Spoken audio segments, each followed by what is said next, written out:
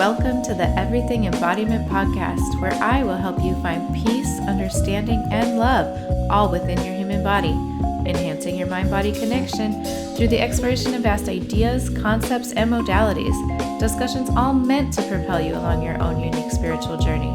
I'm your host, Amber Miller. Welcome back to the podcast. I'm your host, Amber Miller. This week, I've been reflecting on why, even after doing so much healing, some of us, myself included, still hit blocks when it comes to truly receiving. I've been aware of my own blocks with receiving for a while, and it's funny, I just do this work and I think I'm good, and then another memory will be presented. And it's so funny, these memories just seem so harmless and insignificant on the surface, but the relief that you feel after you release and reprogram is immense. A receiving wound is when, deep down, we've internalized the belief that it is not safe, allowed, or worthy for us to receive. And I don't mean just money. I mean love, support, opportunities, compliments, success, or even rest. It's the part of us that says, if I let this in, something bad will happen. Or, I haven't worked hard enough to deserve this. Or even, if I receive, I'm taking too much from others.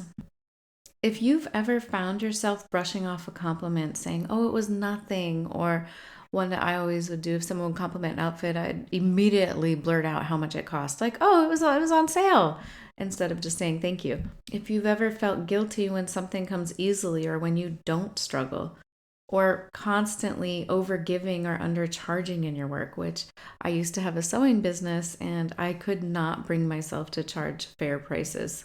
Another is sabotaging progress just when things start going well, which I can say probably every time I've tried to lose weight that has happened.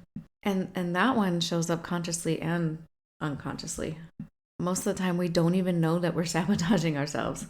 These are sneaky, everyday ways the receiving wound shows up. And often we don't even realize it because it's so normalized, especially if we grew up learning that hard work is the only path to worthiness, or that sacrifice equals love, or that good things are scarce. If you're hearing this and recognizing this in yourself, know this: you're not broken. You are not failing.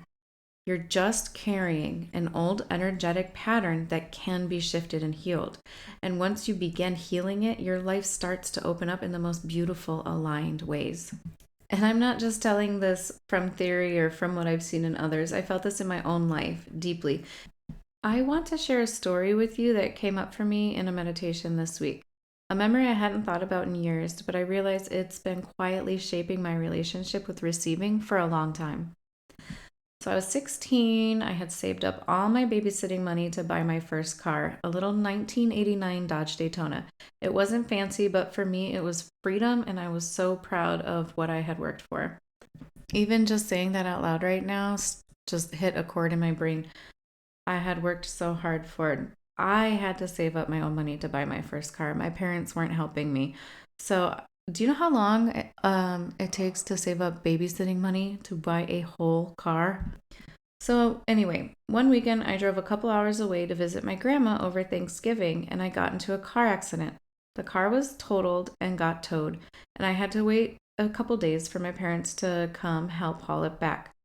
But here's the hard part. I had to pay for the tow, the storage, and then replace the car all myself at 16, making $6 an hour at a clothing store.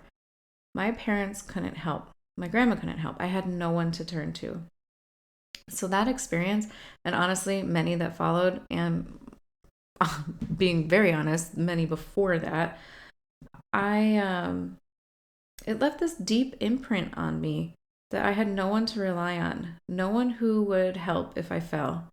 I had to survive, figure it out, carry the weight alone. And while I've done so much work on my money wounds over the years, I realized this particular memory, this root moment, had never been touched, and it had never been healed. This is what a receiving wound can look like. Not just a surface belief, but a deep emotional imprint your nervous system remembers. It's part of you that says, no one's coming to help. I can't let go. I can't receive. I have to carry it all. So, like I mentioned, that wasn't the first or the last time in my life that I felt like I couldn't ask for help. And when you grow up learning that asking for help isn't safe, that no one will come when you need them, or that a love and support are conditional, your nervous system adapts. You build walls. You stop asking. You stop receiving. You convince yourself that it's safer, even nobler, to do it all alone. That's hyper independence. And while it might look like resilience or competence on the outside, on the inside, it's often carrying a deep wound of isolation and mistrust. I wore my hyper independence like a badge of honor, and it was absolutely my identity during my 20s. I'll say teens and 20s.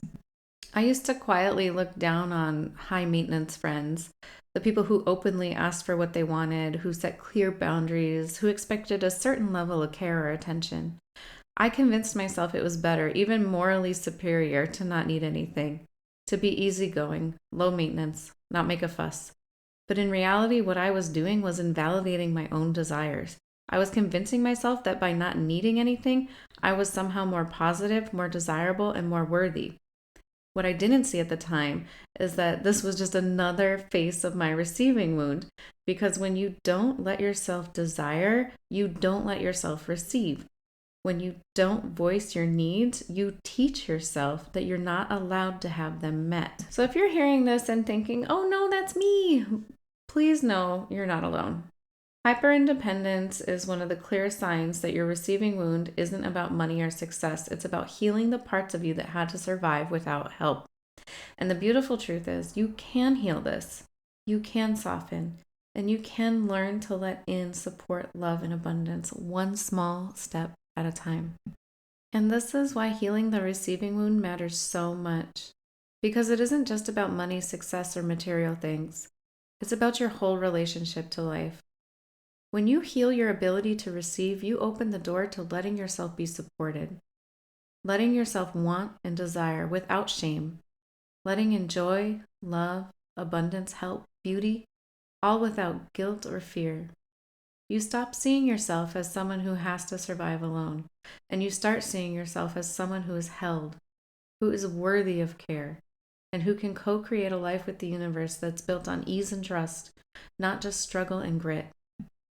So now you know what the receiving wound looks like and why it matters to heal it. Let's talk about a few simple, loving practices you can try this week to begin softening and opening. Start your day with a receiving affirmation. Every morning, place a hand on your heart and gently say, "It is safe for me to receive. I am open and grateful. I am worthy of love, abundance, and support." Feel the words as you say them. Even if it's just 10% at first. It's okay if your mind resists, your heart will begin to hear you. Feel free to change up the mantra to make it more believable to your subconscious mind. Next, I want you to notice and receive the small things. Throughout the day, start noticing the little moments when life offers you something. Maybe someone holds the door, gives you a compliment, offers help, or you see something beautiful. Instead of brushing it off or minimizing it, pause and breathe it in. Quietly say to yourself, "Thank you. I received this." This simple awareness begins rewiring your system to let in more goodness.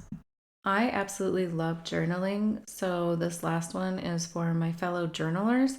At the end of the day, journal on this question: where am I ready to let go of old blocks and welcome in new blessings? Write whatever comes up without judgment. You may surprise yourself with what your deeper self is ready to release.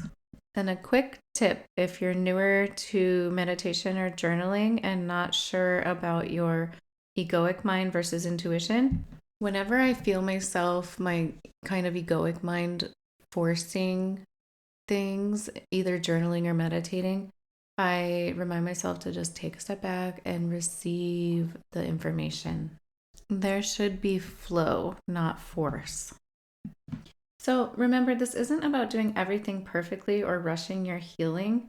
It's about being open, even a little bit, to the possibility that you are worthy of receiving right here, right now, just as you are. So if you've been listening today and realizing, wow, I carry this receiving wound too, please know you are not alone. You are not broken. You are not behind.